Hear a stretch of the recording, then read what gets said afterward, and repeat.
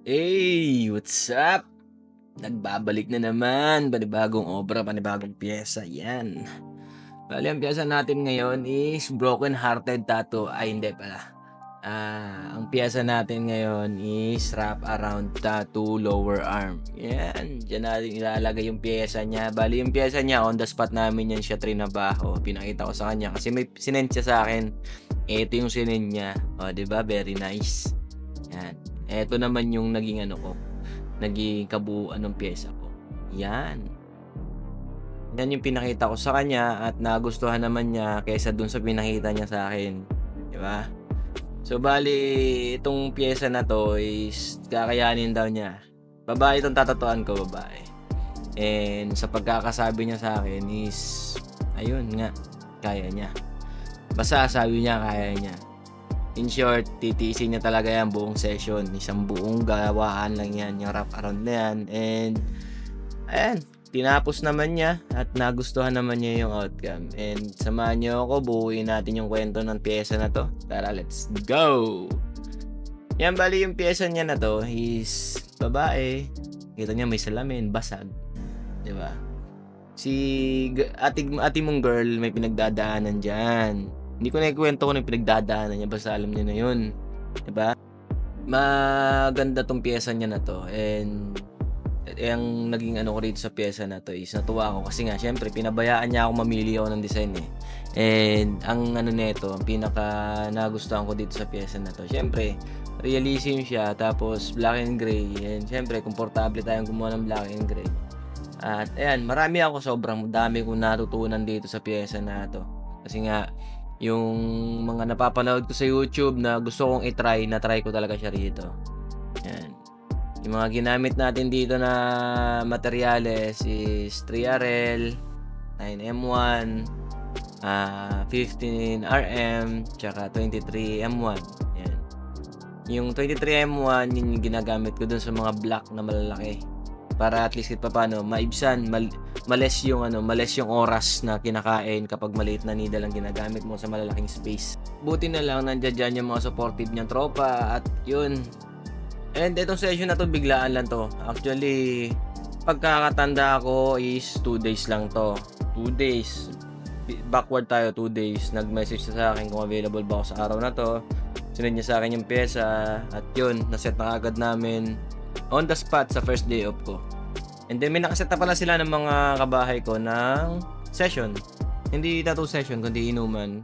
Siyempre, kasi nga si client may pinagdadaanan, kaya ayan, sinuportahan siya. Buti na lang talaga nandiyan diyan yung mga tropa niya na sinuportahan siya sa trip niya 'to. And then siyempre ako naman bilang isang artist, siyempre nakikisyoso, kuwento, ganyan. And then 'yan, kaya nabuo din yung piyesa na 'yan na ganyan, yung babae na may basag na salamin, 'di ba, broken, 'di ba? Alright, 'yan. And sabi ko nga, tingin ko kaya naman niya kasi nga siyempre may pinagdadaanan, gusto makaramdam ng mas masakit pa doon sa pinagdaanan. Sabi nga nila wala nang masasakit 'pag iniwan ka, 'di ba? Hindi ko alam ang kwento nila, yung kabuuang kwento nila, bahala sila kasi ako naman, eh, siyempre nakikinig lang. And yun, gaya ng sabi ko dun sa una, dami kong natutunan dito sa piyesa na 'to, sobrang dami, as in. Yan, nadagdagan na naman ng laman ang bulsa ng aking utak. Nakakatuwa lang dito kasi nga yun nga, pinagbigyan niya ako dun sa piyesa. Sobra akong natuwa doon kasi at least kahit papaano, yun na, nagkaroon ako ng biglaang training ground. Eto pa yung pinakamalupit diyan, mga boss, kasi 3 silang tinatuan ko on that day. 3 sila diyan.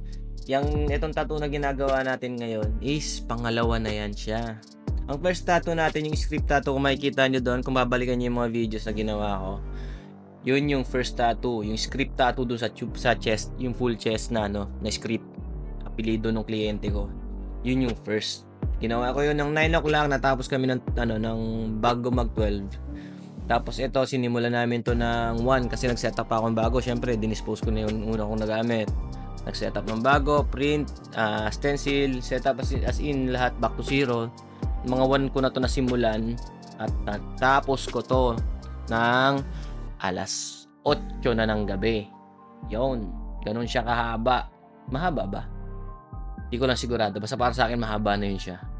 wrap around, inabot ng 7. Marami pang pahinga yan siya dyan. Marami siyang time out kasi nga gawa ng masakit. Talagang tinitiis lang niya. Siya naman nagtitiis. Ako naman natutuwa at nag-i-enjoy ng sobra. Basta dami. Basta pagka ang pyesa kasi is talagang para sa akin makakatulong ng labi sa progress ko. Masayang masaya ako dyan. Yun yung pinaka bonus ko dyan bukod sa babayaran ako ng kliyente. Alam niyo yun, yung na-apply ko yung gusto ko, nagawa ko yung gusto ko, 'di ba?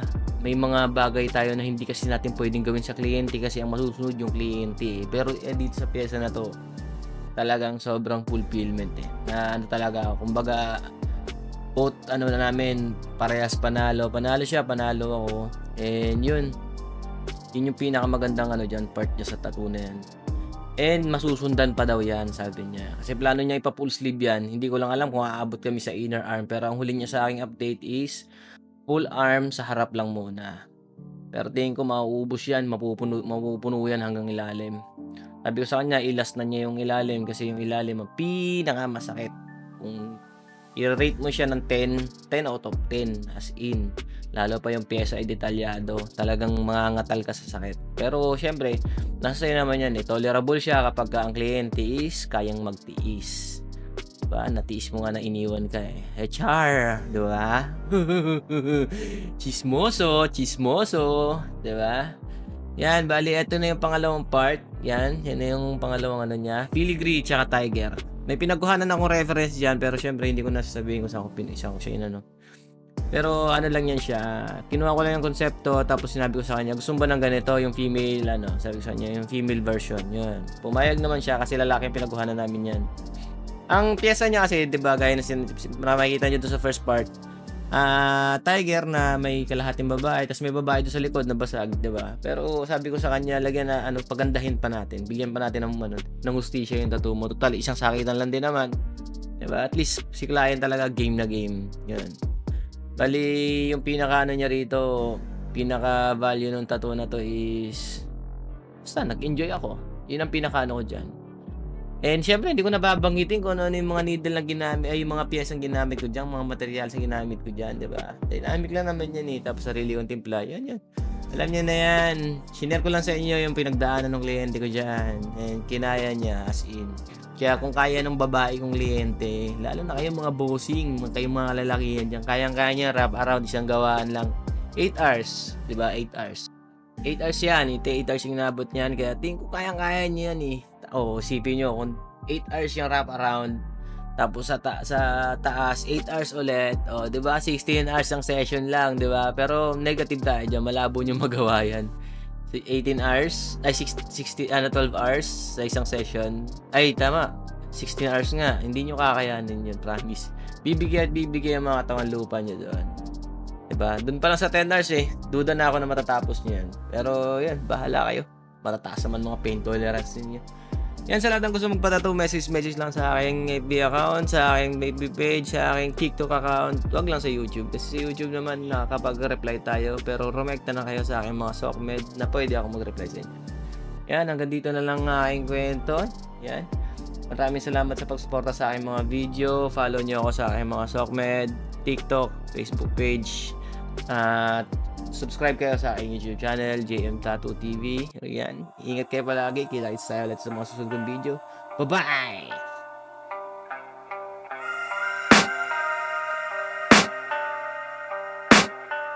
I can hear the demons call when they do what they do. And now I feel like taking off, find a place with a view. The pain is never gonna stop if it's controlling you. I know that time can heal it all, I just gotta get through. I just gotta get through, I just gotta get through. Cause I feel like taking off, find a place with a view. The pain is never gonna stop if it's controlling you. I know that time can heal it all, I just gotta get through. Sometimes I feel like all is lost, but I know it's not true. I wanna put up all my walls cause I'm not in the mood. But then I cut myself off from the rest of the room. I know that time can heal it all if you're patient and soon.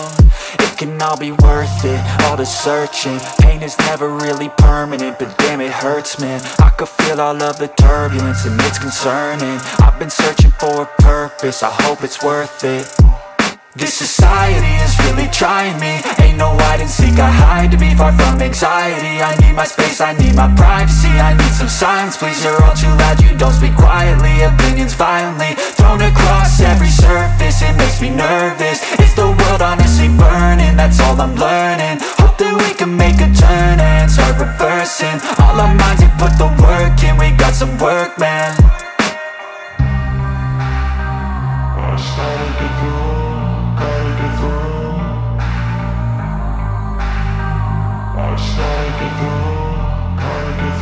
I can hear the demons call when they do what they do. And now I feel like taking off, find a place with a view. The pain is never gonna stop if it's controlling you. I know that time can heal it all, I just gotta get through. I just gotta get through, I just gotta get through. Cause I feel like taking off, find a place with a view. The pain is never gonna stop if it's controlling you. I know that time can heal it all, I just gotta get through. I just gotta get through. Gotta get through this, life is a nuisance, tie up some loose ends. I try to be human, find a solution, my evolution. A place like this, it didn't exist, we made it like this. So you can go pick the bad or the good, got a glass halfway. I know, it's easier to hide than just to lay low. Not everyone in life has got a halo. I'm standing in the red inside a payphone. Just wanna break, no, I'm not gonna give in. Take a last shot, Michael J. Win. No, I'm not a robot, I'm in my own skin. Never get lost when thoughts pull you in. I miss the old you, we died with a purpose. All the energy around me felt nervous. Scared I would pop off fast to the surface. Had to cut it off before you made me worthless. Torn apart, I've been torn and scarred. I had a given art, but now I'm thinking smart. I'm keeping up my guard, I'm hiding every card. A royal flush of love, you never know what's hard. With a back to the mat, gonna see where I'm at. I'ma fight like I'm mad, I'ma be something that they can never be me. Nice try, but they'll see I achieve everything while they stay salty.